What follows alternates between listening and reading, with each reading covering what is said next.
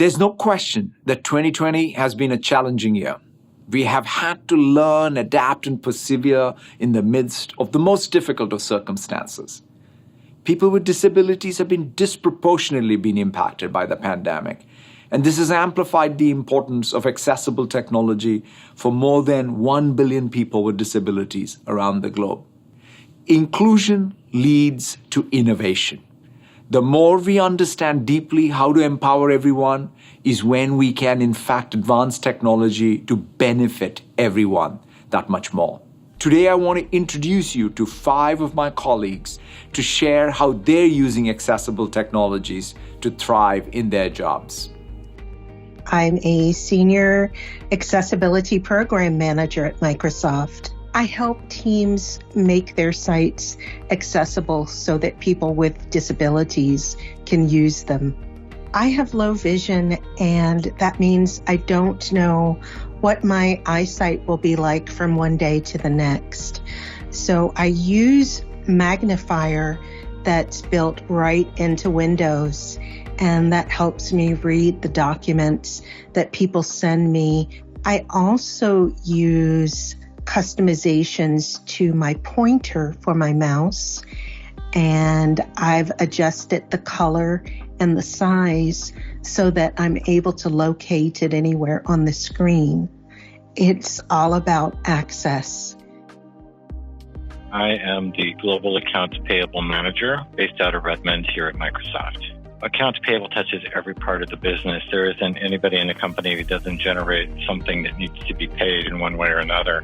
I am completely deaf. I don't hear anything. I'm also late deafened, which means that I was previously hearing and then became deaf later in life. I am on Teams all the time, all day long, for meetings, group meetings, one-on-one.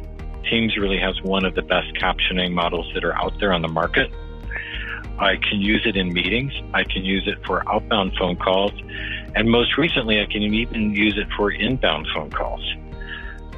So for a deaf individual who voices for themselves, such as me, this is a lifesaver. It's a game changer. I'm a customer success manager in the healthcare and life science industry. That could be meeting and doing product demos.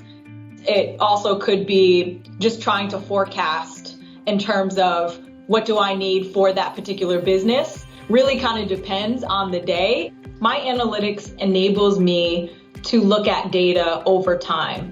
So what that means is, because I have anxiety, at times I tend to lose focus or be really nervous when a big meeting comes up, for example. So I'm able to schedule some time for focus, but I'm also able to see over time, how did I trend? Am I spending more time on meetings and or creating documents when I should be doing something else? So it allows for me to be able to pivot where I need to or continue on if I'm doing a great job. Part of what I do as part of my job is I have responsibility for helping skill our employees and then also skill our customers and partners on our technology. And so part of what we really do is also think about how we build accessible products. You know, I have dyslexia, and my 2 favorite features that I like to use are editor and spell check.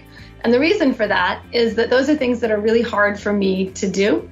And I also know how important it is to have your work not have spelling errors and to be grammatically correct. And so the tools enable me to actually do that without spending all of my mental energy trying to get it correct from a grammatical and spelling perspective. And I can actually spend my energy on the content and what we're trying to say. I get to spend a lot of my time in developer tools, Visual Studio, VS Code, and working with the Azure portal. I'm quadriplegic from a football injury in college, and that's made it obviously very difficult to operate a traditional mouse and keyboard.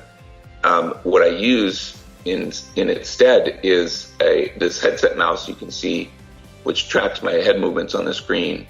The white puff switch allows me to click. And then in conjunction with that, I use the on-screen keyboard built into Windows, which allows me to just point my head at letters and click that way.